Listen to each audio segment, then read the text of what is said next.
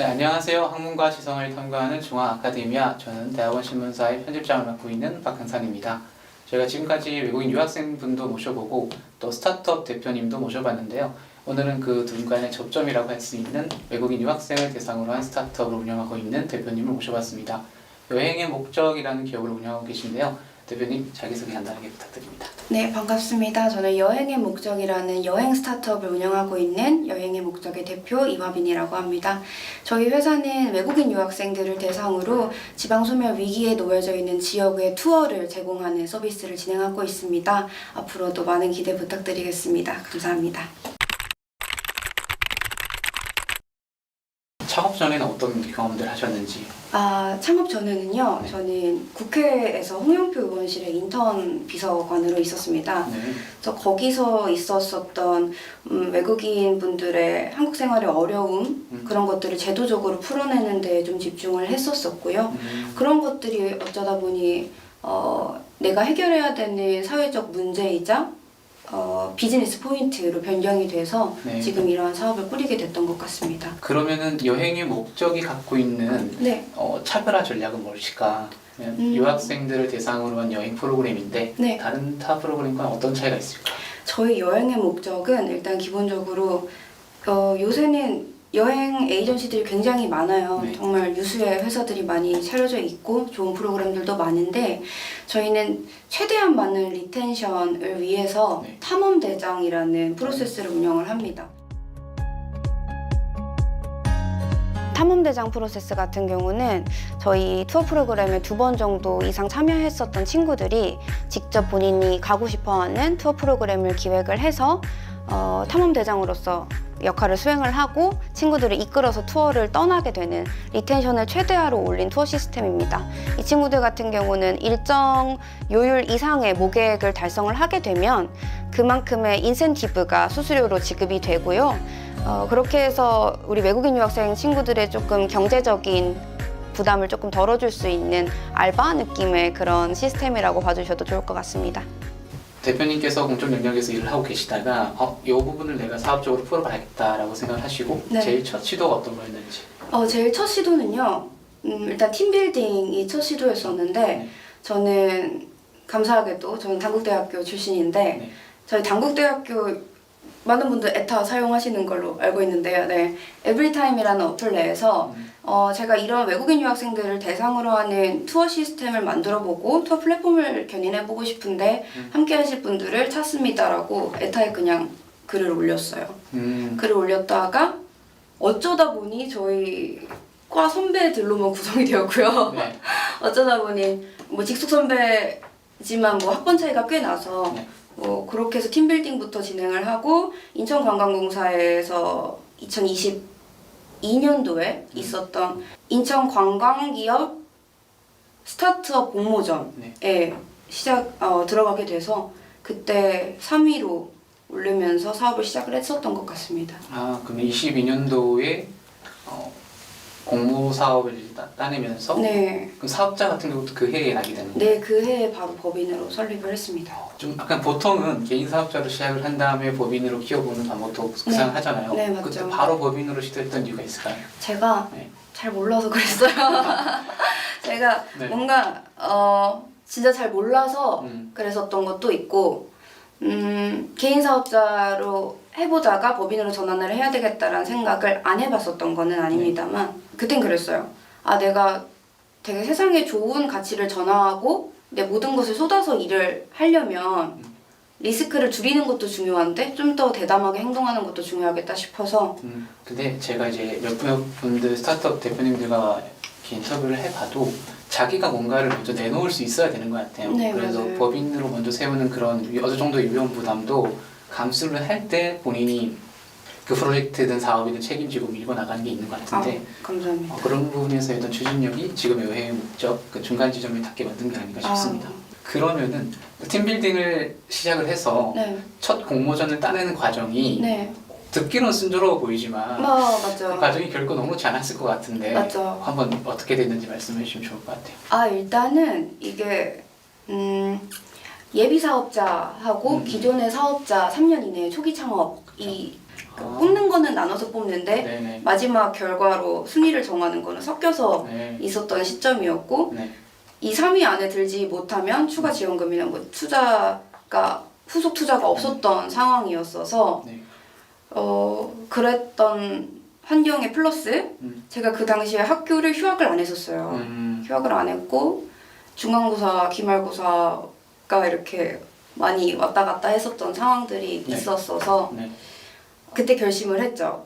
아, 나는 학점과 성적 대신 내 사업을 선택을 하겠다. 네. 제 같이 했었던 동료들에게도 네. 그래줄 수 있겠느냐. 네. 이 설득하는 과정이 굉장히 힘들었었어요. 아. 같이 인볼브 해줄 수 있으실까요? 그게 가장 순탄치 않았었던 포인트였던 것 같아요. 학업을 내려놓을 수 있을지에 대한 고민들. 제가 이 어찌 보면 대학교 그리고 대학원 학생들이 보는 유튜브 채널에 대표님을 모시게 되는 것도 이 분명히 창업에 관심이 있는 학생들은 많은데 네. 아이디어도 있는데 뛰어들지 못하는 학생들이 있단 말이죠. 그래서 아까 말씀해 주셨던 것처럼 경쟁을 마지막에 가서는 이미 매출액을 내고 있는 사람들 네. 그리고 고용 인원도 있고 정량적인 성과를 내고 있는 사람들과 경쟁을 해야 되는데 네. 거기서 3등을 할 정도였으면은 뭔가 돌파구가 따로 있었을 것 같거든요. 어떤 것들 좀 중점을 준비하셨는지. 일단은 저희는 인천이라는 특수성을 굉장히 많이 이용을 했습니다. 네. 인천 같은 경우는 인천공항이라는 외국인 분들이 가장 많이 모이는 플랫폼을 갖고 있는 동네임에도 불구하고 외국인 분들 같은 경우는 인천에 잘 안 계세요. 그러다 보니까 외국인이면서 인천에서 정주하고 있는 인구를 찾다 보니 그게 외국인 유학생 분들이 되었던 거고요. 그렇게 해서 인천에 있는 인천대, 인하대, 뭐 연세대 거기에 계신 외국인 유학생 분들을 관광 인구로 유치할 수 있는 방법을 찾다 보니까 저희의 지금 비즈니스 모델로 성립이 됐었던 것 같습니다. 그러니까 대표님의 사업은 기본적으로는 B2G니까 그 가버먼트를 대상으로 한 사업이니까 그들이 요구하는 니즈가 무엇인지를 네. 명확하게 파악하고 그들이 필요한 게 뭔지를 내가 긁어준다. 다른 대학생분들도 혹시 창업에 대한 관심이 있다면 본인이 가지고 있는 아이디어와 서비스가 누구의 가려움을 긁어줄 수 있는가를 명확하게 좀 파악을 하고 덤벼든다면 훨씬 더 성과를 잘 볼 수 있겠다는 생각이 듭니다. 맞습니다. 그럼 이게 중요한 영업 비밀일 수도 있겠지만 제가 궁금한 건 그거거든요. 이를테면은 중앙대학교에 있는 유학생들을 우리 프로그램에 편입시키고 싶다라는 네. 생각이 들었을 때 결국 중앙대학교의 그 담당자와 협의를 해야 될 거잖아요. 네. 그 물꼬를 어떻게 드는? 저희의 최종 유저들은 유학생 친구들이거든요. 네네. 그렇기 때문에 저희가 조금 더 파고들고 물꼬를 트려고 하는 거는 유학생회 동아리랄지 네. 유학생회의 뭐 회장단이랄지 네네. 그 임원들 분들과 좀 소통을 많이 하려고 하고 있고요. 그분들한테 좀 영업 아닌 영업, 네. 좀 친해지는 방법이 궁금하셨던 거죠. 그렇죠. 네. 그런 거는 일단은 팔로우를 하고요. 네. 한국인들도 술잔을 부딪혀야 좀 친구가 되는 경향이 있잖아요. 그래서 외국인 친구들이라고 해서 다를 거는 절대 없거든요. 우리가 조금 더 유대적인 관계를 가져가려면 술을 마셔야겠다라고 생각을 해서 제가 이 사업을 준비를 하면서 홍대에 있는 외국인 유학생들이 많이 간다는 바들 그리고 뭐 클럽들을 거의 매주 빠짐없이 갔었던 것 같아요. 사심 채울 마음은 없었고요. 그냥 그런 친구들이랑 친해지려고 가게 됐었고 그러다 보니까 이 친구들의 한국에서 원하는 니즈가 뭔지 불편함이 뭐고 한국 와서 어떤 것들이 힘든지를 좀 많이 알게 됐었던 것 같습니다. 저도 지금 캠퍼스타운 소속돼가지고 회사를 운영하고 있는데 저는 그게 안 되는 것 같아요. 그런 적극성이 많이 부족한 것 같아요. 근데 저도 이렇게 인터뷰를 하면서 다른 대표님들 이렇게 보고 이렇게 성공 사례들을 보면 확실히 그렇게 적극적으로 발을 팔고 뛰어드는 자세가 필요한 것 같습니다. 저는 그렇게 생각을 해요. 대표 손이랑 발이랑 네. 대표 무릎은 네. 세상에서 제일 가벼워야 된다라고 네네. 생각을 하기 때문에 저희 직원들은 실무자 따는 그러면 안 되거든요. 네네. 그들은 그러면 절대 안 되는데 대표는 나의 고객과 나의 유저, 나의 파트너들을 위해서는 얼마든지 그래야 한다라고 생각을 합니다. 그러면은 캠퍼스타운의 중앙대학교 캠퍼스타운으로 좀 지원을 했던 계기 같은 게 있을까요? 많은 사업 공고들을 찾아봤었어요. 네네. 찾아봤었고 정량적인 데이터들, 뭐 예를 들면 외국인 유학생의 숫자랄지 그리고 학교의 지리적인 위치랄지 네. 이런 것들을 많이 찾아봤는데 일단 중앙대학교에는 기본적으로 외국인 유학생 친구들 숫자가 굉장히 많고요. 네네. 굉장히 많고 그리고 저희 같은 이 지식 서비스업인 네네. 거죠. 이거를 특화적으로 지원을 할 수 있는 학교가 중앙대였었어요. 네네. 그래서 중앙대랑 되게 핏이 맞겠다라는 생각이 들어서 가보자 하고 중앙대로 다른 데 지원 안 하고 중앙대만 지원을 했습니다. 네. 그럼 이번에 이제 캠퍼스타운에 들어와서서 진행을 하고자 하는 서비스들은 어떤 게 있을까요? 우선은 저희가 캠퍼스타운에 들어와서 진행을 하려고 했었던 사업들은 네. 저희가 기존에는 인천과 서울 몇 군데의 학교들만 협약을 맺어서 거기에 유학생들 데리고 투어를 떠났다라고 한다면 네. 이번에는 진짜 중앙대, 그러니까 서남권이라고 하죠. 중앙대, 송실대, 서울대 이 파트에 있는 외국인 유학생들을 모시고 아예 지방 소멸 위기에 있는 도시들로 아예 확 내려가서 완전 로컬 투어를 진행을 해보려고 네. 하거든요. 네. 그래서 그게 첫 번째 캠퍼스타운에 들어와서 하려고 했었던 서비스고요. 그리고 두 번째는 지금 막 준비를 하고 있고 거의 개발이 한 3주 뒤면 끝날 서비스인데 네. 우선 저희 AI 챗봇 같은 경우는 어떤 AI 챗봇이냐면 우리 외국인 유학생 친구들이 뭐 영화를 보고 싶다거나 혹은 워터파크를 가고 싶다거나 혹은 여름에 갑자기 배탈이 났는데 내가 영어로 진료를 받을 수 있는 병원이 어딘지 혹은 뭐 친구들이랑 하다못해 맛있는 밥을 먹고 싶은데 이 근처에 맛있는 밥집이 어딘지 이러한 것들을 총체적으로 물어봐 줄 수 있는 플랫폼을 만든 거예요. 챗봇 플랫폼을 만든 거고 해서 백과사전처럼 우리 외국인 유학생들이 한국 생활을 하면서 힘든 점, 궁금한 점들을 모두 해소시켜 줄 수 있는 그러한 최적화된 챗봇 시스템이라고 봐주시면 됩니다. 이름은 코아이입니다. 그러면 어플리케이션 형태가 나오나요? 저희는 어플리케이션 형태로는 나오지는 않고요. 네. 일단은 API라고 해서 네네. 그냥 서비스만 만들어 놓는 거예요. 네네. 일단은 GPT 플러스를 기반으로 한 챗봇 네네. 서비스고 이 서비스 시스템을 중앙대라고 예를 들자면 중앙대학교 홈페이지 한 켠에 갖다 붙여놓을 수 있게 네네. 이렇게 API 시스템으로 그 기능을 갖다 붙여서 쓸 수 있게끔 하는 시스템을 만들고 있어요. 그 플랫폼에 속해 있는 서비스들이 언제든지 들어와서 네. 챗봇을 활용할 수 있도록 하는 네. 거. 그러면은 이제 좀 더 현장 이야기를 좀 들어보고 싶은데 네. 그 투어를 이제 지금까지 운영을 하시면서 네. 가장 좀 기억에 남았던 사례가 있을까요? 진짜 굉장히 많은데 저희가 당일 투어도 가고요. 네. 1박 2일 투어도 가는데 네. 1박 2일 투어를 단양에서 1박 2일 투어를 했었던 적이 있어요. 네. 1박 2일이다 보니까 당연히 마지막에는 바베큐 파티와 술이 있었었는데 네. 그때 친구들이 사실 뭐 말도 잘 안 통한 친구들도 많았어요. 네. 그러니까 애초에 모국어가 영어가 아닌 친구들 그리고 저희도 모국어가 영어가 아니다 보니 각자의 영어가 모두 완벽하지 않기 때문에 그렇죠. 손짓 발짓으로 이렇게 막 이야기를 할 수밖에 없는 거예요. 네. 어쩌다가 저희가 노래를 딱 틀다가 로제님의 아파트라는 노래가 나왔는데 네. 다 이거 춤을 다 하는 거예요. 네. 그래서 와 이게 뭔가 언어를 뛰어넘을 수 있는 콘텐츠의 힘이 진짜 세구나. 이게 여행에서도 충분히 적용이 되겠구나 네. 라는 경험을 그때 처음 하게 됐어요. 네네. 그렇게 하면서 우리가 여행을 바라보는 진심은 국적 불문하고 사람이라면 통하겠구나. 네네. 열심히 해야 되겠다라는 생각을 그 1박 2일 투어 때 친구들이랑 술 마시면서 딱 느꼈었던 것 같아요. 그러면은 또 문득 궁금한 게 지역 상생이라는 게 이 비즈니스 모델에서 네. 굉장히 핫한 것 같아요. 맞아요. 중요한 키워드인 것 같은데 지역 소멸 위기에 놓인 것들이 굉장히 많은데 네. 그 모든 것들이 프로그램의 대상이 되지는 않을 것 같아요. 그렇죠. 그 중에서 좀 어떤 것들을 좀 주안점을 두고 프로그램을 운영할 수 있는 지역으로 고르시는 건지. 사실 한국의 모든 소도시가 정말 아름다워요. 정말 아름답지만 일단 저희는 관광을 떠나고 있는 회사이기 때문에 기본적으로 일단 외국인 유학생에 대한 거부감이 많이 없는 도시일 것이 첫 번째입니다. 그거는 뭐 국제회의랄지 국제 컨퍼런스가 해당 지역에서 한 번 정도는 열려서 해당 지역의 주민들이 외국인들이 들어오는 것에 대해서 불편함이 없으신 동네를 위주로 고르고 있고요. 그리고 두 번째는 저희가 관광버스로 이동을 하기 때문에 관광버스의 위치 뭐 잠시 파킹할 장소랄지 그런 게 좀 원활하게 갖춰져 있는 공간 그런 장소들을 많이 선택을 하고 있습니다. 지역이 외국인을 관광객으로 유치를 하고 싶다면 그 지역이 먼저 열릴 필요도 있겠다.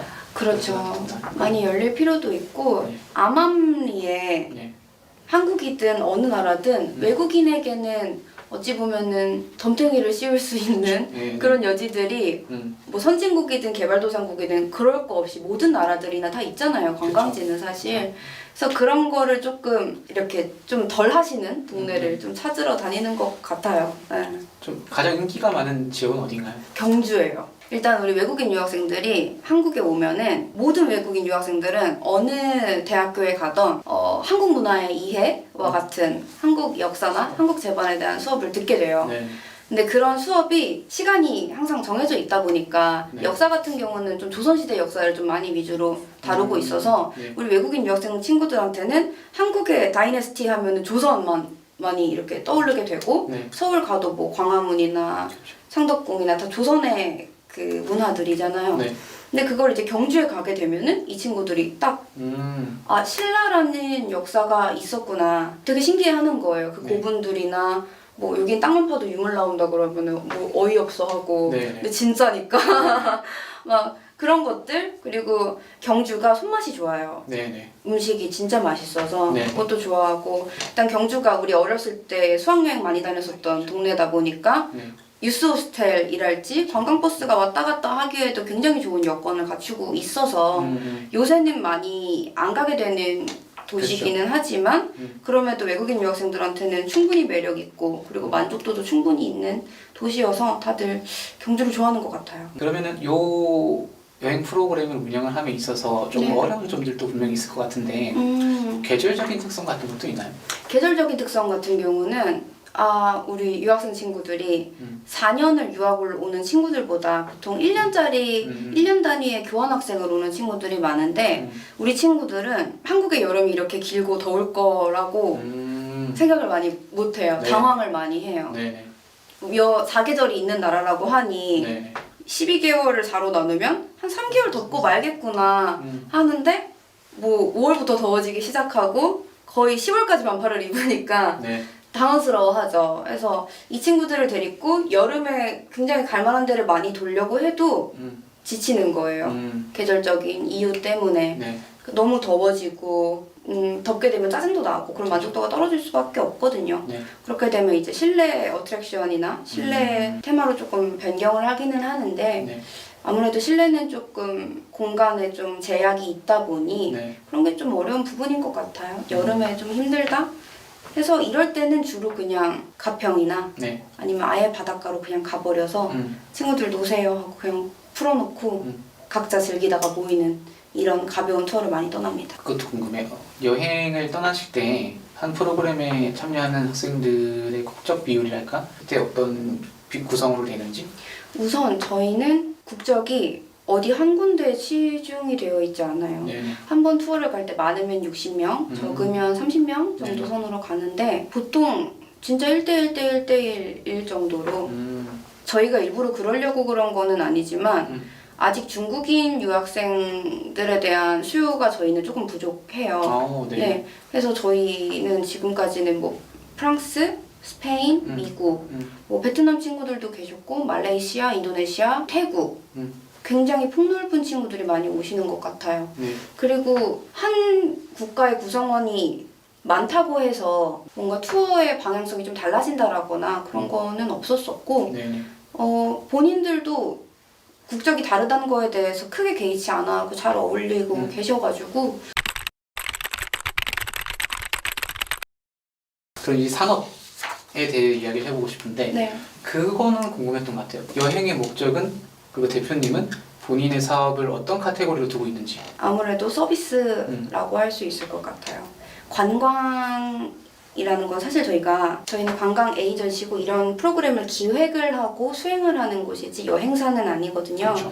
여행사가 되려면 뭐 자본금 요건이나 뭐 인허가가 있어야 되는데 저희는 그런 인허가를 이미 받은 플랫폼들의 용역으로서 일을 하는 거기 때문에 네. 저희는 관광 여행사라고 보기에는 좀 어렵고 우리 친구들한테 한국의 멋과 정치 그리고 한국에서의 로컬 네.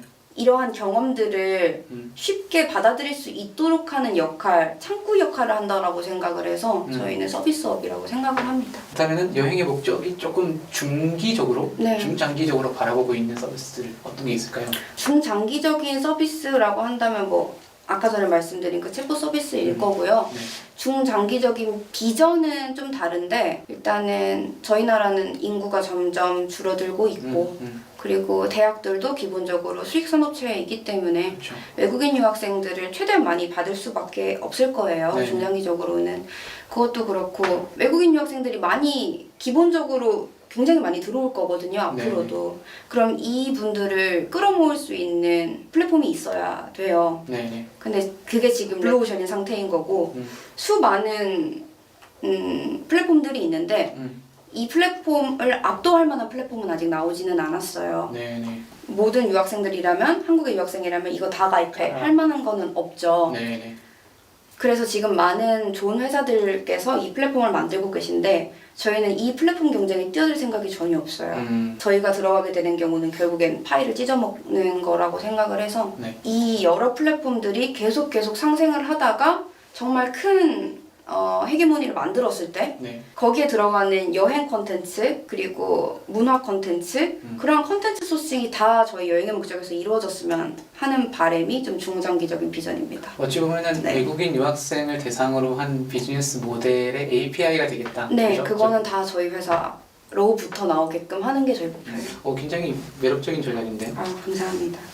그러면은 조금 앞으로 뭔가 개척해보고 싶은 도시나 테마 이런 것도 있으실까요? 앞으로는 좀 해양 레저 부분을 좀 개척을 해보고 싶어요. 네. 일단 한국이 삼면이 바다고 그쵸, 70%가 산지인데 그렇네요. 산지 같은 경우는 우리 외국인 친구들도 각 나라에 산이 많아요. 네. 산이 굉장히 많은데 바다 같은 경우는 바다를 인접한 국가가 아닌 이상 바다를 맛보기가 사실 어렵거든요. 네. 그리고 한국 같은 경우는 이 수산물들의 유통 체인 시스템이 굉장히 좋아서 네. 먹고 뭐 배탈 나는 경우랄지 신선도가 어느 정도 보장되는 것도 있고 네.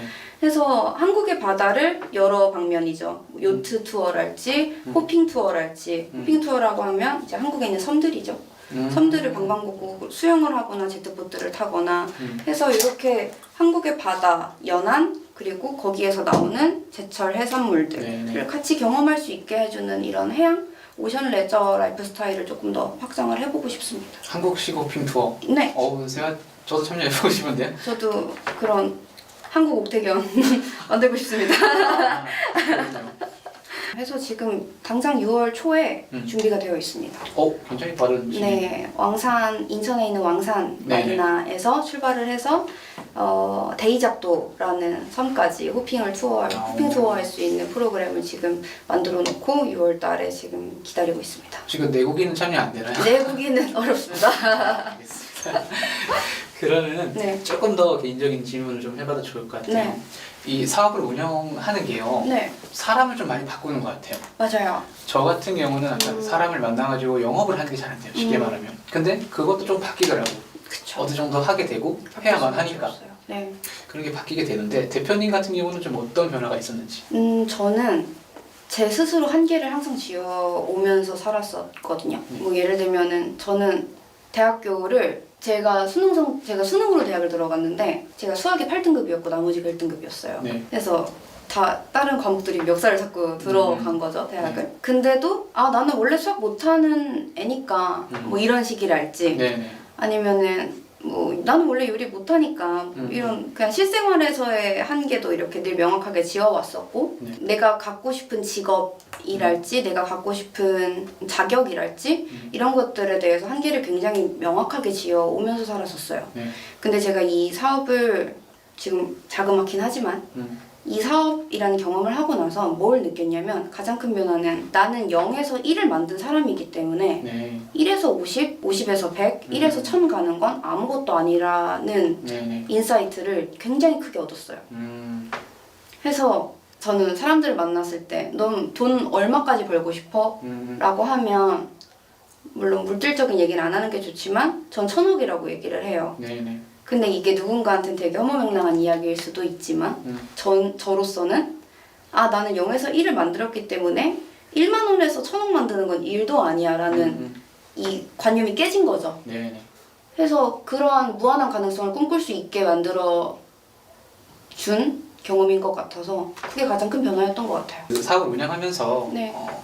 좀 힘든 순간들도 있잖아요. 네. 내가 생각했던 것보다 잘 안 되고 내가 기획을 했던 게 잘 안 들어먹을 때도 있고 네.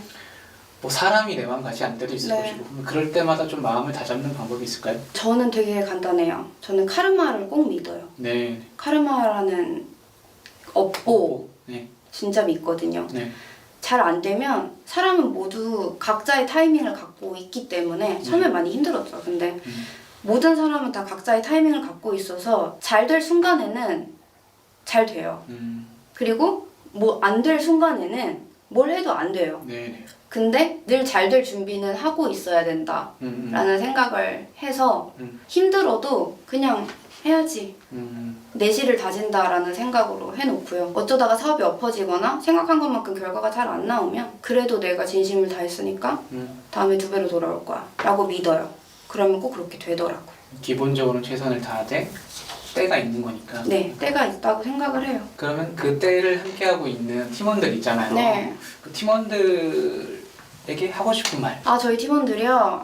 너무너무 감사하신 분들이고 너무너무 귀하신 분들이어서 일단 저는 저희 팀원보다 네. 저희 팀원들을 낳아주신 팀원분들 부모님한테 너무 감사드리고 좋은 자식분들 이 누천 회사에 보내주셔서 좋은 자양분으로 쓰게 해주시고 그들이랑 함께 지낼 수 있게 해주셔서 너무 감사드리다는 말씀 하고 싶고 저희 팀원분들에게는 제 동료들이죠. 네. 제 오른팔 왼팔 제가 평생까지는 못하겠지만 네네. 갈 수만 있다면 끝까지 가는 날까지는 제가 매겨 살려야 될 제 사람들이고 항상 뭐 일희일비하지 말고 우리 진심을 다하는 프로그램과 우리 진심을 다하는 비즈니스로 사람을 감동시킬 수 있게 일을 하자라는 말을 꼭 하고 싶어요. 그렇다면 또 대표님의 서비스를 만족스럽게 활용했던 유학생분들 혹은 또 지역사회에 한마디 한다면? 일단은 유학생분들에게 먼저 말씀을 드리자면 미지의 공간에서 공부를 하러 왔다라는 것 자체가 굉장히 큰 도전이고 그리고 본인한테 있어서 굉장히 큰 용기라고 생각을 해요. 그런 용기의 순간순간 그 시간을 허투루 쓸 수 없는 그 순간순간을 저희한테 내어주셨다라는 점에서 너무 감사드리고 네. 그렇게 소중하게 내어주신 시간에 저희는 정말 소중한 한국의 경험을 보답드릴 수 있었던 그러한 순간들을 저희에게 주셔서 정말 또 감사하다는 말씀 드리고 본국에 가셔서도 한국의 기억이 이만큼 좋았다라는 것을 꼭 기억해 주셨으면 좋겠고 행여 한국에 돌아오셔서 뭐 취업이랄지 결혼이랄지 아니면 관광으로 오신다라고 한다면 그 자리에는 언제나 저희 여행의 목적이 기다리고 있음을 꼭 아셨으면 좋겠어요. 우리가 1년을 이렇게 1년 반 돌이켜봐도 네. 사실 모든 순간을 기억하는 건 아니잖아요. 그러니까 꼭지점을 찍듯이 기억이 나는 순간들이 있는데 그 여행은 분명히 그 중요한 꼭지점이 되는 것 같거든요. 그쵸. 특히 유학생분들이 한국에 와서 책상에 앉는 시간을 회상하기보다는 분명히 여행을 가고 있는 뭐 맞아요. 버스 안 좀 맛있는 걸 먹고 있는 순간들, 뭐 술잔을 부딪히는 순간들 네. 그런 순간들을 기억을 할 텐데 그 안에 여행의 목적이 계속 함께한다면 굉장히 그 가치다라는 생각이 듭니다. 그러면은 마지막으로 네. 이 영상을 보고 있는 네. 스타트업 창업을 꿈꾸는 우리 학생들에게 한마디 한다면요. 스타트업을 꿈꾸신다면 제가 제 동생한테도 늘 하는 말인데 1살이라도 어릴 때 한 살이라도 잃을 게 없을 때, 잃을 게 덜 할 때, 그럴 때 최대한 빨리 멋모를 때 도전하시는 걸 추천드립니다. 그리고 그때 여러분이 쌓게 되실 경험들이 살아가시면서 정말 큰 도움이자 정말 큰 자양분이 될 거라고 저는 제 인생을 걸고 말씀을 드릴 수 있을 것 같아요. 하루라도 어릴 때 시작하시는 거를 꼭 추천드립니다. 그러면 지금까지 여행의 목적을 새롭게 만드는 것에 집중하는 여행의 목적 대표님과 함께 인터뷰를 해봤고요. 앞으로 여행의 목적 안나를 진심으로 응원하도록 하겠습니다. 네, 감사합니다.